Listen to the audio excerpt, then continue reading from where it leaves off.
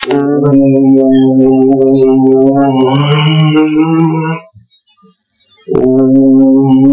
भगवते वासुदेवाय। ओम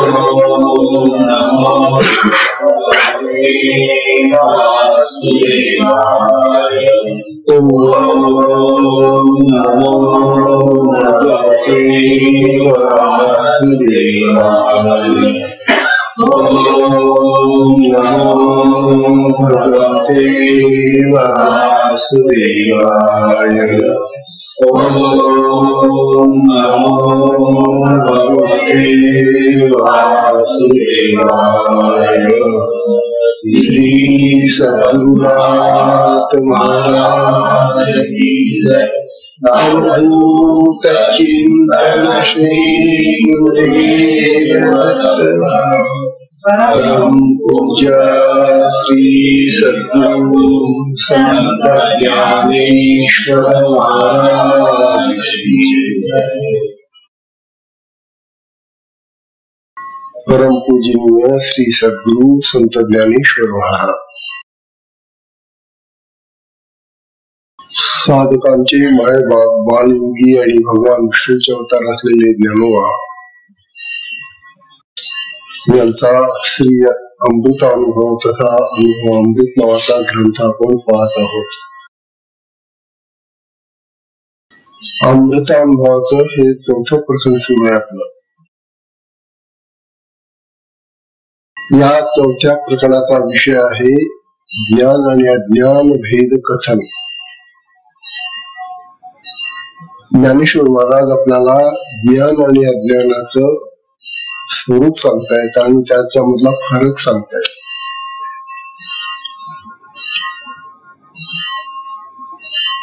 आपल्या ठिकाणी अज्ञानी आहे आणि तत् सापेक्ष जे ज्ञान असतं तेही आहे।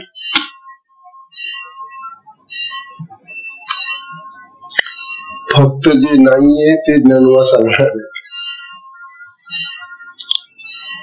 नाहीये म्हणजे काय, आपल्याला अजून प्राप्त झाले नाही एवढंच। ते आपल्यामध्ये आहे म्हणजे बघा आपल्यामध्ये अज्ञानही आहे। त्या अज्ञानाच्या सापेक्ष असलेले ज्याला ज्ञान म्हणतात ते पण आहे आणि ज्याला खरं ज्ञान म्हणतात जे अखंड राहणारे नित्य ज्ञान आहे तेही आहे। अहो आपण किती भाग्यशाली आहेत बघा। इतर प्राण्यांच्या मनाने हा मनुष्य देव किती भाग्यशाली आहे। इतर प्राण्यांना बिचाऱ्यांना अज्ञान जास्त आहे आपल्या दृष्टीनं, तुलनेच्या दृष्टीने पाहिलं तर। माणसाच्या तुलनेच्या दृष्टीने जर आपण विचार केला तर एक पशु आणि एक मनुष्य यांच्यात जर आपण तुलना केली तर असं दिसतं आपल्याला की पशूमध्ये अज्ञान फार आहे।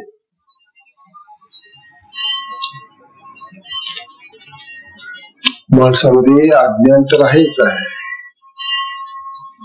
परंतु त्या अज्ञानाच्या सापेक्ष असलेलं दुसरं जे ज्ञान आहे ज्याला ज्ञान तो म्हणतो ते पण आहे आणि त्या ज्ञानाच्या योगाने तो इतर प्राण्यांपेक्षा वेगळा दिसतो।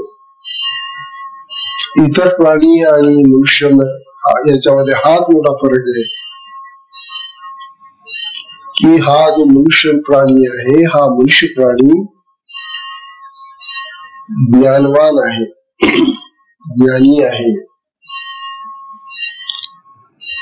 तेव्हा हे जे माणसाचं ज्ञान आहे ते त्याच्या जीवनाला उपयुक्त असलेलं जे ज्ञान, संसाराला उपयुक्त असलेलं जे ज्ञान, ते ज्ञान त्याच्याजवळ जास्त आहे। नेमकं हे ज्ञान प्राण्यांजवळ नाही, पशूंजवळ नाही, पक्ष्यांजवळ नाही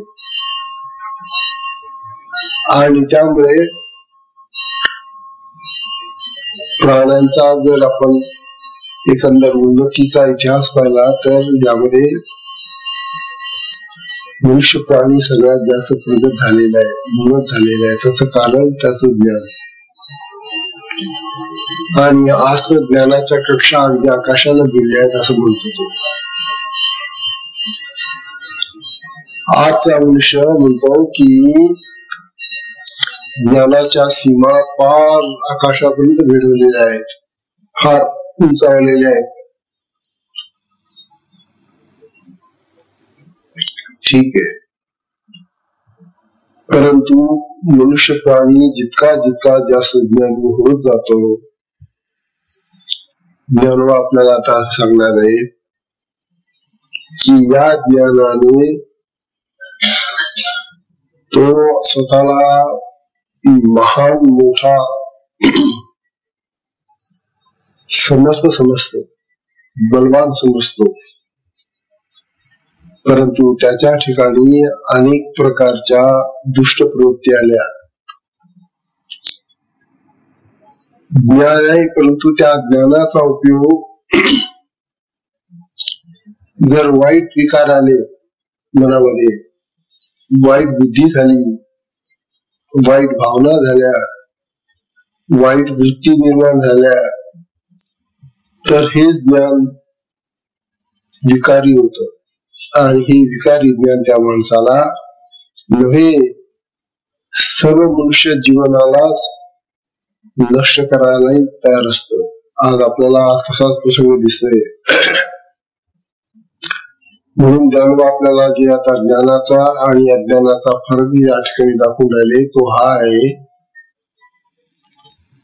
अज्ञान सगळ्यांच्या ठिकाणी आहे, परंतु अज्ञान कमी होत जात. ज्ञान जसं वाढतं, ज्ञानाची जशी वाढ होते तसं अज्ञान कमी होत. परंतु ज्ञानाच्या ज्या सीमा आहेत त्या एका विशिष्ट स्थितीला गेल्यानंतर ते ज्ञानही नाहीसं होत, नष्ट होत. हे ज्ञानवा आता आपल्याला सांगताय. ज्याला तुम्ही आम्ही ज्ञान म्हणतो, हे ज्ञानही नश्वर आहे, नाशवान आहे, मरणाधीन आहे. बघा, आता कालची परवाची मूवी आपली पाहत होतो आपण, दावी. या 10व्या मूवीमध्ये ज्ञानोबा आपल्याला सांगून राहिले, तैसे पिऊनी अज्ञान, तैसे पिऊनी अज्ञान तववरी वाढे ज्ञान, जव आपुले निधन निशेष साधे. काय म्हणतो बघा ते, जववरी काय म्हणतात, जव आपुले निधान निशेष साधे.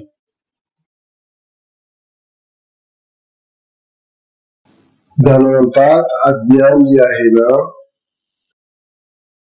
त्या अज्ञानाला हे ज्ञान पिऊन टाकतात, म्हणजे समाप्त करतात. ज्ञान अज्ञानाला पिऊन टाकतं, समाप्त करतं. हे कसं कळेल तुम्हाला?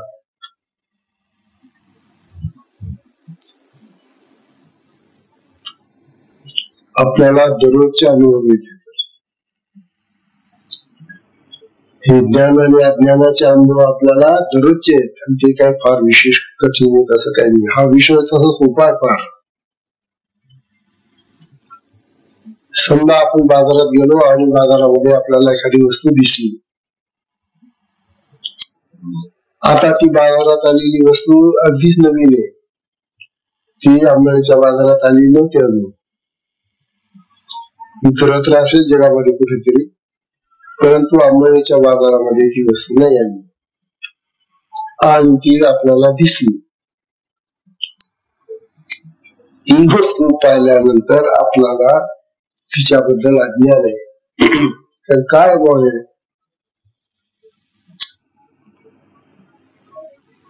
आपल्याला ते कळत नाही काय असेल.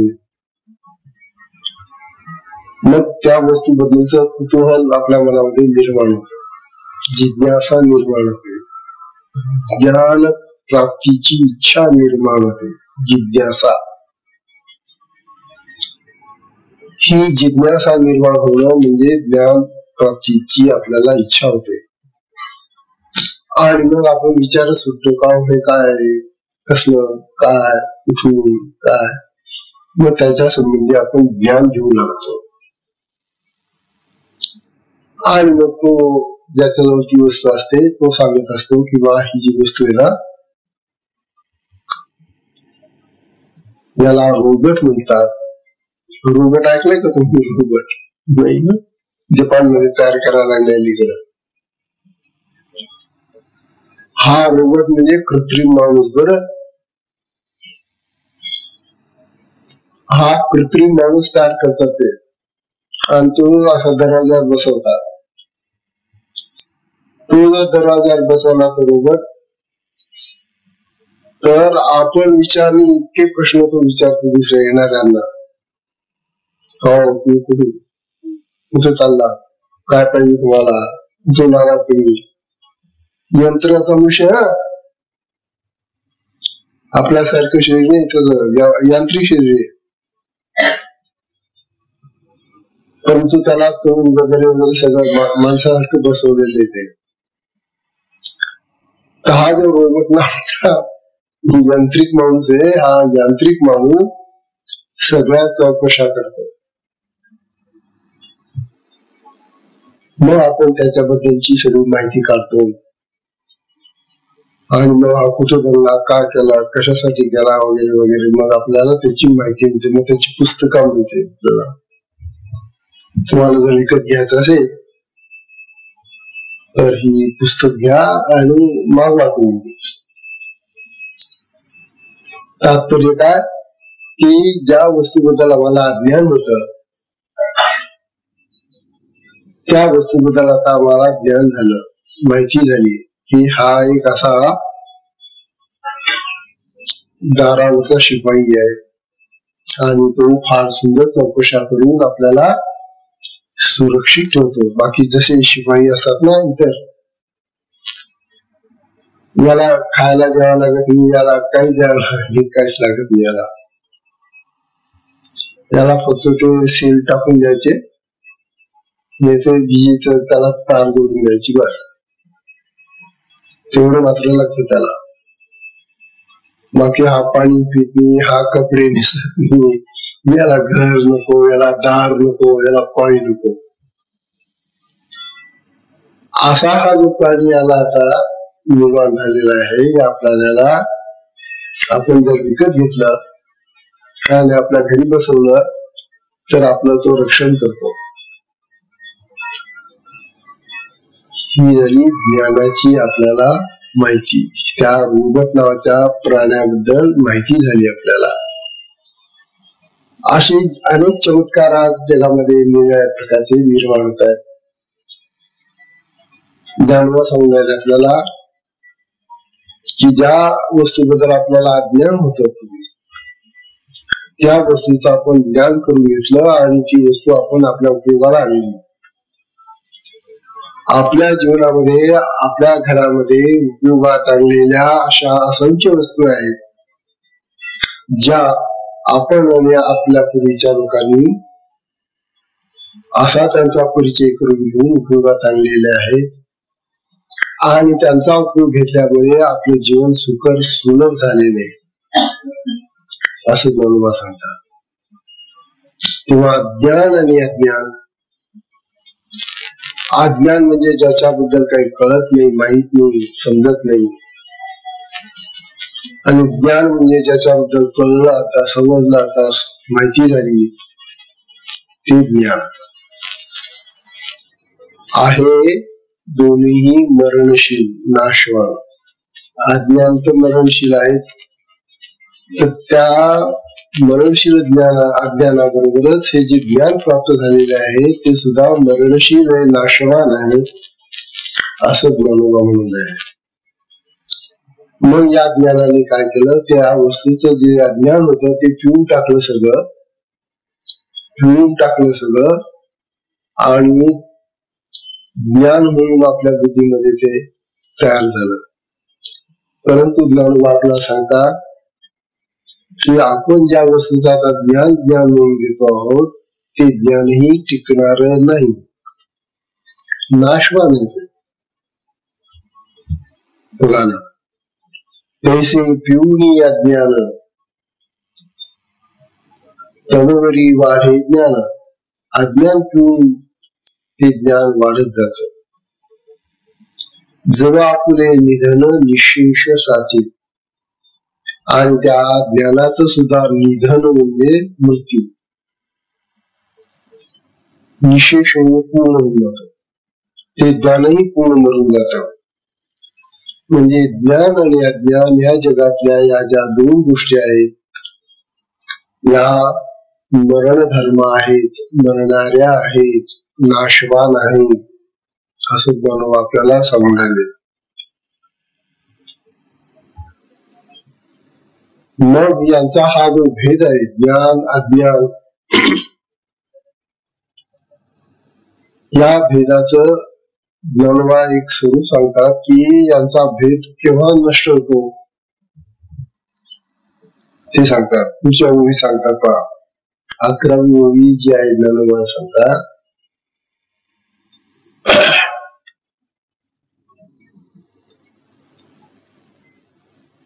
जैसे कल्पांतीचे भरते, कल्पांतीचे भरिते स्थळा जळा दोहिते, बुडविल्या अरवते राहोच नेळी. ज्ञानोबातून पुरीचा दृष्टांत देत आहेत. कल्पांतीचं भरत म्हणजे काय, ज्या वेळेला जगबुडी होते, त्या जगबुडीच्या वेळेला जो पाऊस पडतो, जे पाणी साठतं ते डोंगर बुडून टाकतं, इतकं पाणी सगळी जग बुडून जाते. ज्ञानोबा त्याचं उदाहरण देत आहे. ज्या वेळेला जगबुडी होते आणि सगळं जग पाण्यामध्ये बुडून जातं, डोंगरे बुडून जातात, नद्या, टेकड्या, जमीन, सगळं रस्ते, आणि जिकडे तिकडे पाणीच पाणी दिसतं आपल्याला. या जगबुडीने काय केलं म्हणे, तर जगामधला जो आम्हाला भेद होता तो नाहीसा झाला. भेद काय होता, जेव्हा जगबुडी झाली नव्हती त्यावेळेला भेद काय होता, त्यावेळेला डोंगर दिसत होते, त्यावेळेला नद्या दिसत होत्या, त्यावेळेला तलाव दिसत होते, रस्ते दिसत होते, गावे दिसत होती. म्हणजे प्रदेशामुळे आम्हाला विविधता दिसत होती. ही विविधता, हा फरक, हा भेद त्या जगबुडीच्या पाण्याने भरून गेला आणि सगळीकडे पाणीच पाणी भरून गेलं. आता डोंगरही दिसत नाही, नद्या दिसत नाही, तलाव दिसत नाही, पर्वत दिसत नाही, काहीच दिसत नाही. आता सगळीकडे पाणी. हे उदाहरण एवढ्यासाठी देत आहेत ज्ञानोबा की आता हे जे ज्ञान आहे, ज्याला ज्ञान ज्ञान म्हणतो, अज्ञानाला गिळणार, नाहीसं करणार, हे अज्ञानाला गिळणार ज्ञान इतकं वाटतं की जगबुडी सारखं होतं. आणि मग जगातल्या सगळ्या पदार्थांचं जे जे विविधत्व, वेगळेपणा आहे, तो सगळा नाहीसा होऊन जातो. अज्ञानाचा कुठे थांग पत्ता लागत नाही आम्हाला. सगळं ज्ञानच ज्ञान भरले गेलेले. अशी जगबुडीची अवस्था जेव्हा ज्ञानाने येते त्यावेळेला मग ज्ञान आणि अज्ञान याच्यामधला फरक कळत नाही. अज्ञान काय आणि ज्ञान काय हेच कळत नाही, असं ज्ञान म्हणतात.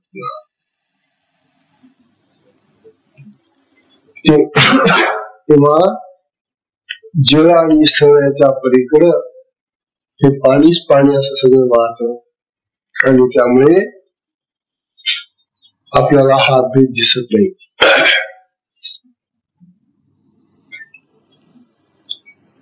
ध्यान म्हणतात असं ज्या वेळेला ज्ञान सगळीकडं आपल्याला या जगदुरीच्या रूपाने पाण्याच्या रूपाने जसं पाणीच पाणी दिसतं तसं जिकडे जिकडे ज्ञानच ज्ञान दिसतं. मग नदी, नद, गंगा, सागर, पूर्व वाहिनी, पश्चिम वाहिनी, तलाव काय जे ते काही फरक. तसं ज्ञानामध्ये आणि अज्ञानामध्ये काही फरक दिसत नाही. ज्ञान अज्ञान समाप्त होऊन गेलं. किंवा दुसरं उदाहरण देतात ज्ञानाला.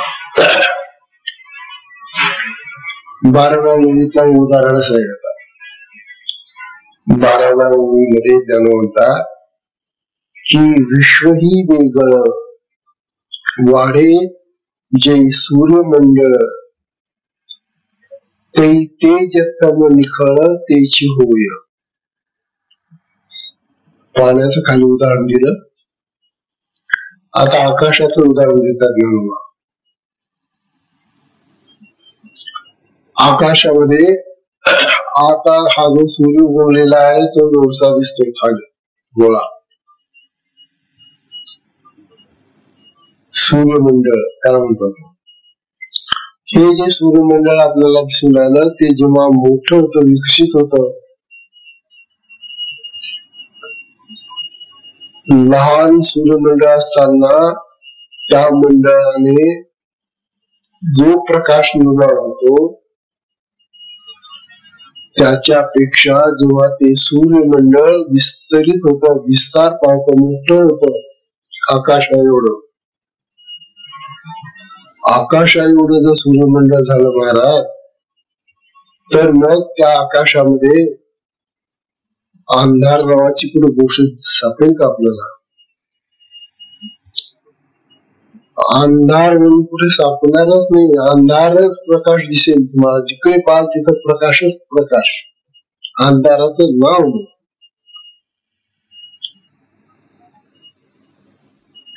तेव्हा अंधार आणि प्रकाश या ज्या दोन गोष्टी आहेत त्या एकमेकांच्या सापेक्ष आहेत. आज आपल्याला प्रकाशाची गरज आहे. प्रकाशाची गरज आहे म्हणजे अंधार नको. परंतु अंधार असल्याशिवाय प्रकाशाची गरज निर्माण होते असं जाणवत होतं. समजा अशी कल्पना करा की रात्र झाली नसती जगामध्ये आणि अखंड प्रकाशच राहिला असता तर या प्रकाशाला लोक निघून गेले असते.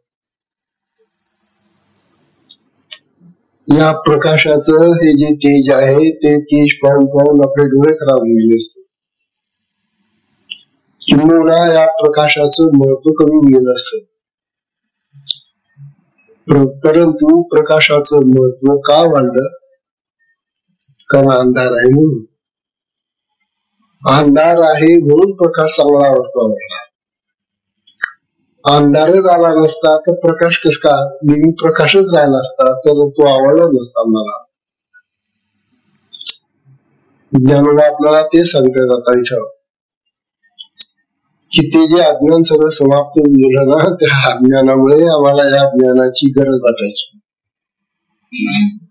आणि आता ते ज्ञान इतकं वाढलेलं, इतकं वाढलंय, इतकं वाढलंय की ते कुठं दिसतच नाही. अज्ञान अज्ञान नसल्यामुळे ज्ञानच आपल्याला जिकडे तिकडे ज्ञानच ज्ञान दिसत. प्रकाशच प्रकाश भरलेला आकाशामध्ये.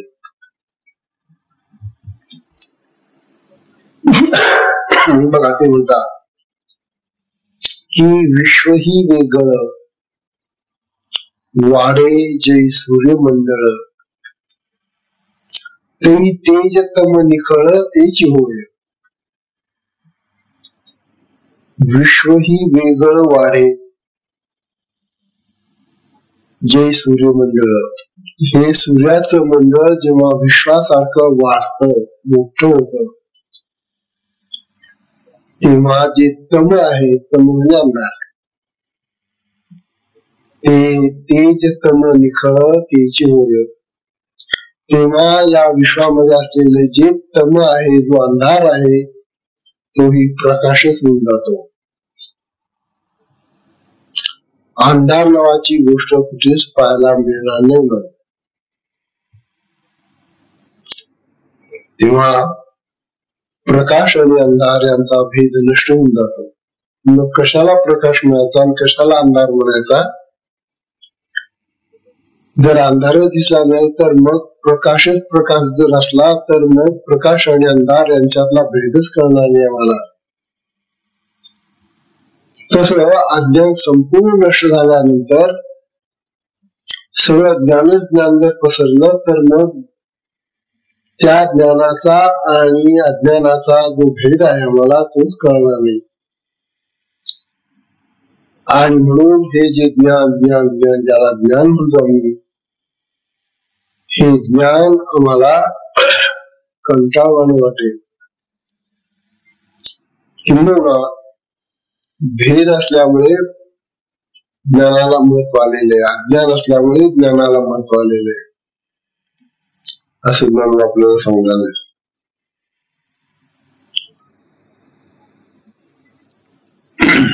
तो आणखी पुढचा एक दृष्टांत देतात. 13वी ओवी अशी आहे. नाना नीद मरवून मारून आपणपे हिरवणी, जागणे ठाके होऊनी जागणे शिकी.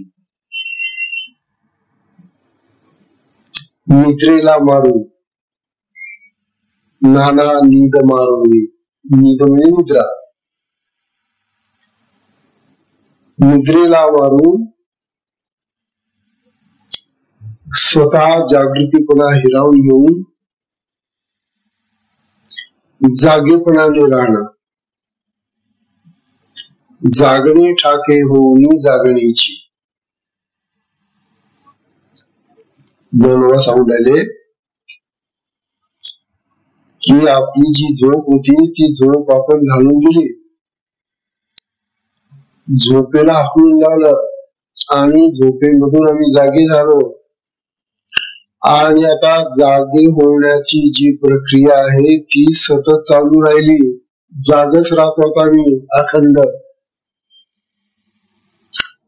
अखंड जाग राहणं, निद्रेला मारून अखंड जाग राहणं,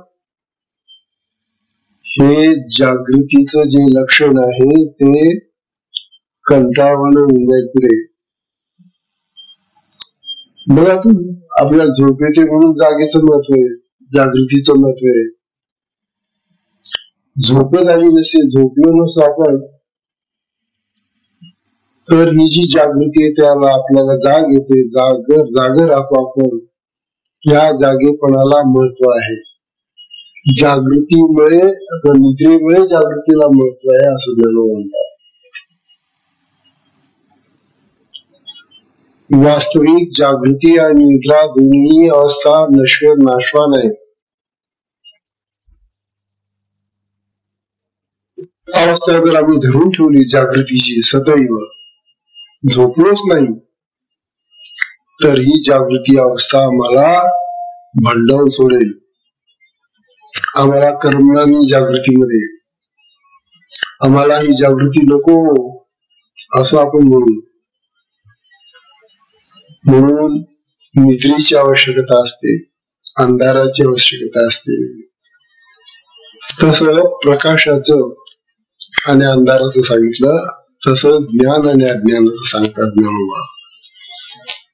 हे जे ज्ञान ज्ञान ज्ञान जगाचं ज्ञान आहे, लौकिक ज्ञान आहे, हे सहज भरून राहिलो आम्ही.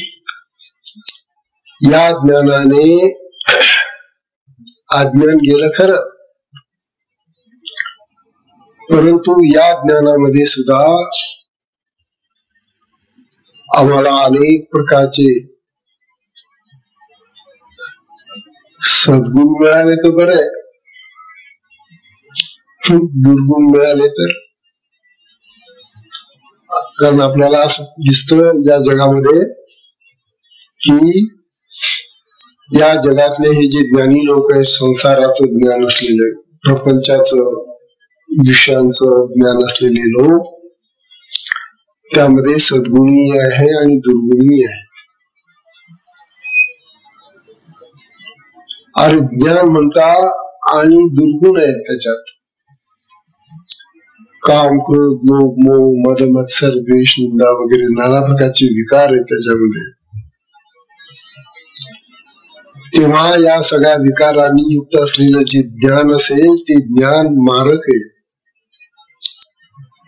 स्वतःलाही घातक येते. ज्ञान ज्याला ज्ञान म्हणतात ते ज्ञान जर सुख देणार नसेल तर ते ज्ञान घातक आहे.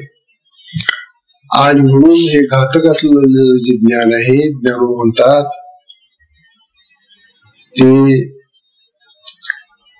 ते अज्ञान एक वेळेला परवडलं, परंतु घातक ज्ञान नको. ज्ञानाने जर आमच्या जीवनामध्ये सुख निर्माण होत नसेल, ज्ञानाने जर आमच्या जीवनामध्ये आनंद येत नसेल, ज्ञानाने जर आमच्या जीवनामध्ये संतोष येत नसेल, ज्ञानाने जर ईर्ष्या वाढत असतील, ज्ञानाने जर स्पर्धा वाढत असतील, ज्ञानाने जर द्वेष वाढत असेल, ज्ञानाने जर अनेक वाईट गोष्टी वाढत असतील, तर ते ज्ञान काय उपयोगाचं. म्हणून हे अज्ञान सापेक्ष जेवढं ज्ञान आहे, हे ज्ञानही आपला घात करणार आहे. म्हणून ज्ञानोबा म्हणतात अज्ञान तर वाईट आहेच आहे, परंतु अज्ञानापेक्षाही हे ज्ञान भयानक वाईट असतं. आणि म्हणून ज्ञान आणि अज्ञान दोन्ही जावे लागतात, दोघांना तिलांजली द्यावी लागते.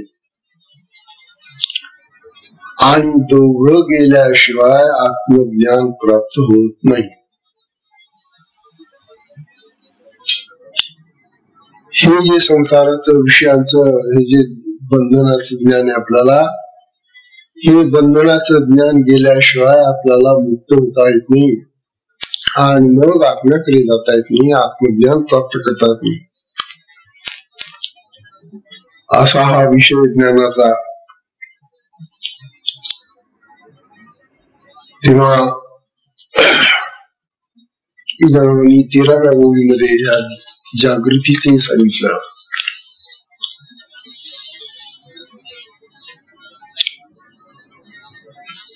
तेव्हा ज्ञानोबा पुढच्या ओळी सांगतायत.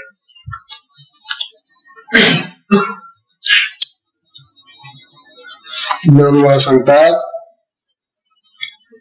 तैसे अज्ञान आटोनिया. काय म्हणतात? तैसे ज्ञान आटोनिया, ज्ञान येते वाया. ज्ञान अज्ञान गिळून या, ज्ञानाची होय. ज्ञान अज्ञान गिळून या, ज्ञानाची होय. या 14व्या ओळीमध्ये आता ज्ञानोबा आपल्याला असं सांगून राहिले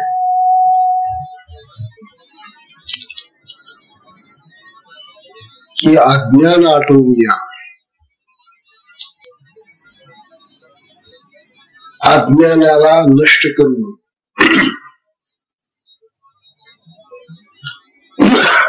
आणि स्वतःचा विकास करून घेऊन म्हणजे ज्ञान. हे ज्ञान काय करतं? अज्ञानाला नष्ट करतं आणि स्वतःचा विकास करतं, म्हणजे स्वतः मोठं होतं. तेव्हा हे ज्ञान जे आहे ते ज्ञान रूपाने जेव्हा राहतं तेव्हा अज्ञान निवर्तक अज्ञान हा भेद घेऊन जाऊन स्वरूपाने आपल्याला आपल्या आत्मज्ञानाकडे जाण्याची इच्छा होते. अज्ञान नष्ट होऊन हे ज्ञान निर्माण झालं आणि या ज्ञानाने त्या अज्ञानाला घेऊन टाकलं आणि हे ज्ञान पूर्ण परिपक्व झालं तर या परिपक्व अशा या ज्ञानाचाही शेवट होतो, नाश होतो. आणि हे ज्ञान विसरल्याशिवाय, गेल्याशिवाय, नष्ट झाल्याशिवाय आत्मज्ञानाचा आपल्याला परिचय होत नाही, आत्मज्ञानाकडे जाताच येत नाही. कारण ज्याला आम्ही ज्ञान समजतो ते हे जगाचं ज्ञान. वास्तविक जगाचं ज्ञान हे अज्ञानाचंच एक स्वरूप आहे थोडस. परंतु यालाच आम्ही ज्ञान समजून याच्यामध्ये जन्मभर त्याच्यामध्ये जगतो, वागतो, राहतो.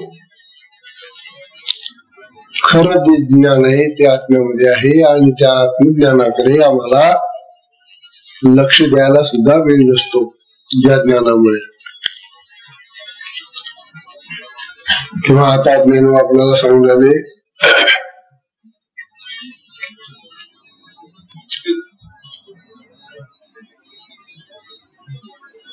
ज्ञान अज्ञान दोन्ही संपल्यानंतर मग मनुष्य कृतार्थ होतो. ज्ञानी गेलं, अज्ञान गेलं, बरं झालं. चला, आपलं ज्ञानी गेलं ना अज्ञानी गेलं. मग तो म्हणे कृतार्थ होतो, तृप्त होतो, बरं झालं बा. आता ज्ञानाची भानगडणी ना अज्ञानाची भानगडणी. आणि मग आपल्याला ज्या मूळ अशा ज्ञानाचा जो आरंभ आहे आत्मज्ञानाचा, तो आरंभ सुरू होतो.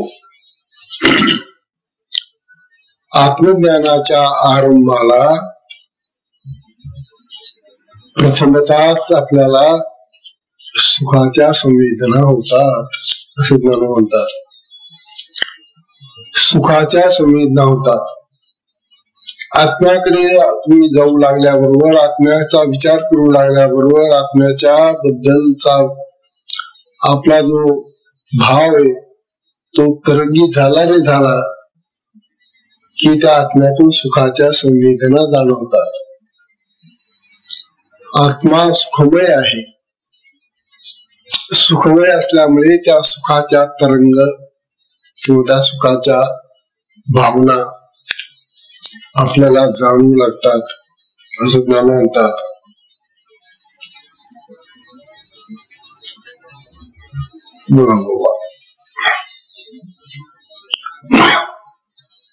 आता ते 15व्या ओळीमध्ये पुन्हा सांगतायत आपल्याला. 15वी ओळी फार सुंदर आहे. सांगतात, ते वेळी कुणीवा मरे ना अवसला सरे, ते चंद्रीची उरे 17वी जैशी. उदाहरण देतात ज्ञानोबा चंद्राचं. चंद्राच्या 15 कला पौर्णिमेला विकसतात आणि 15 कला अमावास्येला संपतात. पण चंद्रामध्ये ज्या 17 कला आहेत त्या 17 कलांमधल्या 2 कला त्या चंद्रामध्येच राहतात. मूळ चंद्र जो आहे तेजस्वी, त्याच्या त्या कला फाकत नाही, त्याच्यामध्येच त्या आहेत. ज्ञानोबा आता आपल्याला असं सांगतात की हे जे त्याचं विकसन आहे 15 दिवस आणि 15 दिवस कमी होऊ नये चंद्राचं. पौर्णिमेपर्यंत एक कला विकसित जाते आणि तो पूर्ण होतो. आणि पौर्णिमेनंतर मग मध्य पक्षामध्ये तो एक कलेने कमी कमी होत पूर्ण विलीन होऊन जातो. हे चंद्राचं पौर्णिमा आणि अमावास्याचं हे जे स्वरूप आहे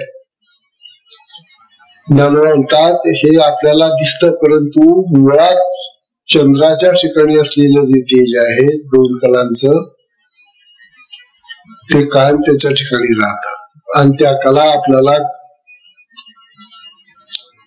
चंद्राच्या त्या ठिकाणी गेल्याशिवाय कळणार नाही असं म्हणतात. पाहता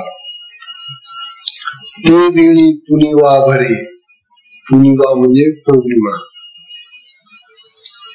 ते वेळी पुनिवा भरे ना अवसा सरे, अवसा म्हणजे अमावास्याला सरत, ते चंद्रीची उरे, ते चंद्रीची उरे 17वी जैशी. त्याची 17वी जी कला आहे ती चंद्रामध्येच राहते आणि ही चंद्राची 17वी कला पाहण्यामध्ये सुख आहे, कारण ती अखंड त्या चंद्रामध्ये वास करते. जशी आता ही 17वी कला चंद्राची अखंड त्या चंद्रामध्ये राहते, त्याप्रमाणे आत्म्यामध्ये आत्म्याचं जे ज्ञान आहे ते अखंड तसंच राहतं. आत्म्याची ही जी ज्ञानाची स्थिती आहे ती अशी आहे चंद्रासारखी.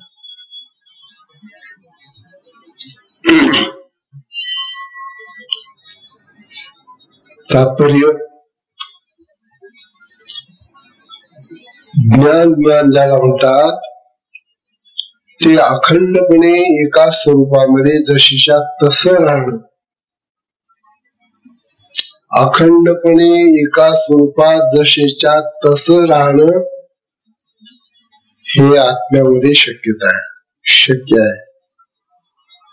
जसं चंद्रामध्ये त्याची 17वी कला अखंडपणे तशीच राहते, त्यात काही फरक पडत नाही, त्याप्रमाणे हा आमच्या अंतःकरणामध्ये असलेला आत्मराज जो आहे त्याच्यामध्ये त्याची जी ज्ञान शक्ती आहे, त्याचं जे ज्ञान आहे ते ज्ञान त्या चंद्रकलेप्रमाणे 17व्या कलेप्रमाणे अखंड त्या आत्मराजामध्ये राहतं. मग कधीतरी ही 17वी कला जशी चंद्राची आपल्याला भेटत नाही, तशी या आत्म्याची ही जी ज्ञान कला आहे ती कधीतरी आपल्याला पाहायला मिळेल का? जर आत्मा आपल्या अंतःकरणात आहे, आत्मा आपल्या जवळ आहे, अखंड आहे, तर या आत्म्याचा हा जो लाभ आहे आपल्याला तो आपल्याला घेता आला पाहिजे असं ज्ञान म्हणतात. तेव्हा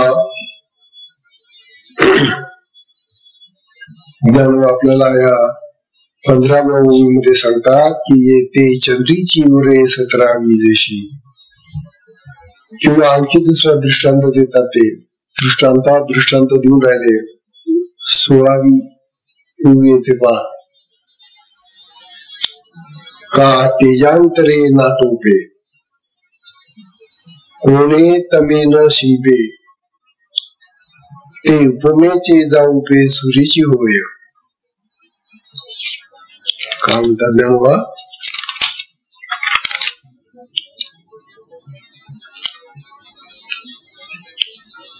सूर्याच्या ठिकाणी सुद्धा त्याचं स्वतःच जे तेज आहे ते दुसऱ्या कुठल्याही तेजाने निस्तेज होत नाही. सूर्याचं जे तेज आहे स्वतःच ते तेज इतर कुठलं तेज आणून निस्तेज करता येत नाही आपल्याला, ते तसं राहतं. आणि कोणत्याही प्रकारच्या अंधकाराने ते झाकता येत नाही. सूर्याचं तेज, सूर्याच्या ठिकाणी जो तेजाचा गोल आहे, जे तेज आहे ते तेज आपल्याला कमी करता येत नाही, निस्तेजही करता येत नाही आणि झाकूनही ठेवता येत नाही. अंधकाराने झाकूनही ठेवता येत नाही त्याला, असं ज्ञानोबा सांगतायत. असा हा जो सूर्य आहे त्याला दुसरी उपमा काय देणार तुम्ही? तेव्हा त्या सूर्याला सूर्याचीच उपमा द्यावी लागते. त्याप्रमाणे आत्म्याला आत्म्याच्याच उपमेशिवाय दुसरा कुठलाही प्रकार नाही. आत्मराजासारखा आत्मराजेच आहे. आत्म्याचा प्रकाश आत्म्यासारखाच आहे, आत्म्याचं ज्ञान आत्म्यासारखंच आहे, आत्म्याचं ज्ञान इतरासारखं नाही.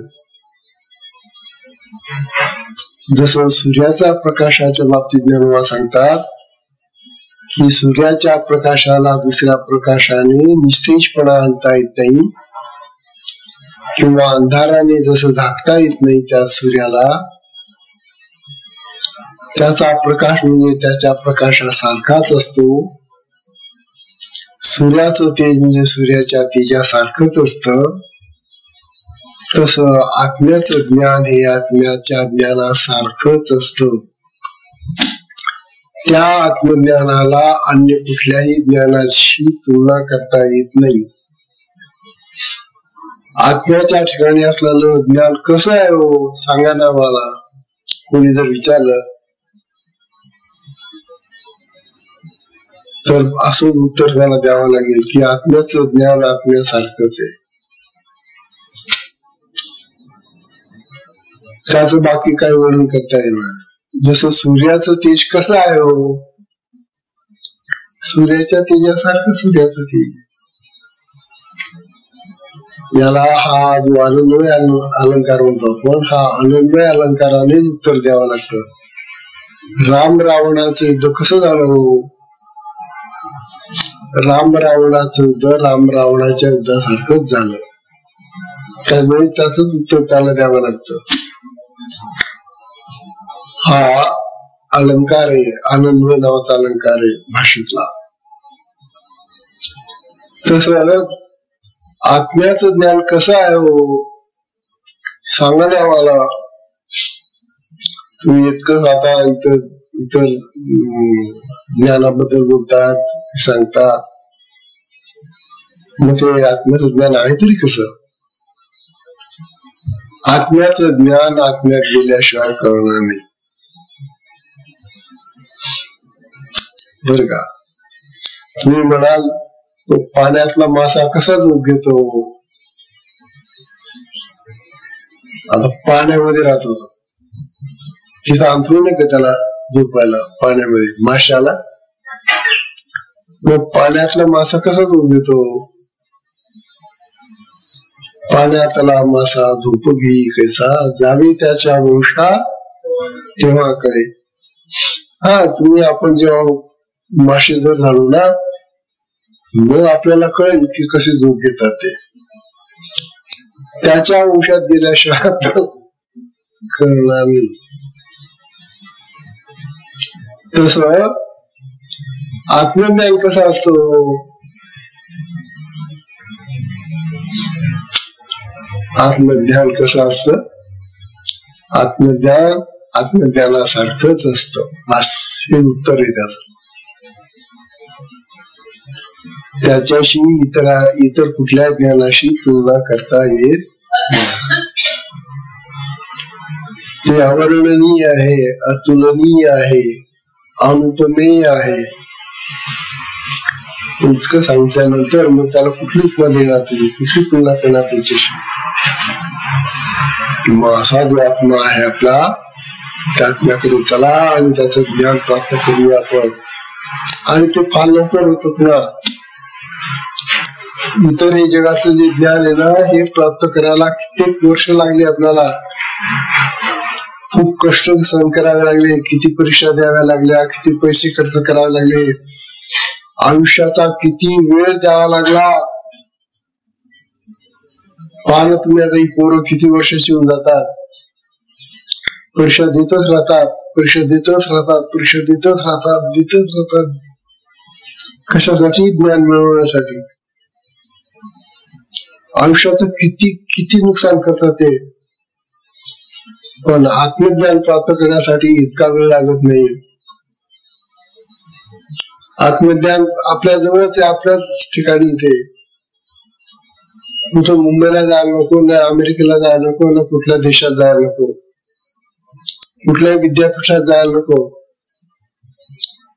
आपल्याच जवळ, आपल्याच घरामध्ये, आपल्याच देहामध्ये ते आहे. मग ते का मिळू नये? ज्याला काही खर्च नाही, ज्याला काही गमवावं लागत नाही, आयुष्य गमवावं लागत नाही, काहीच कष्ट नाही ना त्यामध्ये. परंतु माणसं आत्मज्ञानाकडे वळत नाही. माणसं या संसारी ज्ञानाच्या मागे लागलेली आहेत. आणि त्यांना असं वाटतं की या ज्ञानाने आपल्याला जास्त सुख होईल. बरं का हो, ती कायद्याची परीक्षा दिली ना तर मग आमची जास्त उन्नती होईल आपली. नाही हो, ही डॉक्टरची परीक्षा द्यावं, जास्त फायदा होईल. नाही हो, ही शेतीची परीक्षा द्यावं, नाना परीक्षा, नाना प्रकारचे ज्ञानाचे मार्ग आहेत आणि त्या मार्गांना लोक लागून आयुष्य बर्बाद करून टाकतात आणि जेवढं मिळायचं तेवढंच मिळतं सुख. तेव्हा ज्ञान मार्ग जो आहे, आत्मज्ञानाचा जो मार्ग आहे, तो आत्मज्ञानाचा मार्ग त्याला पकडूया आपण, असं ज्ञानोबा आपल्याला सांगणार आहे. पुढचा विषय फार सुंदर आहे. सत्संगाची वेळ संपली, सत्संगाला विश्राम देऊया. हरि ओम तत्सत.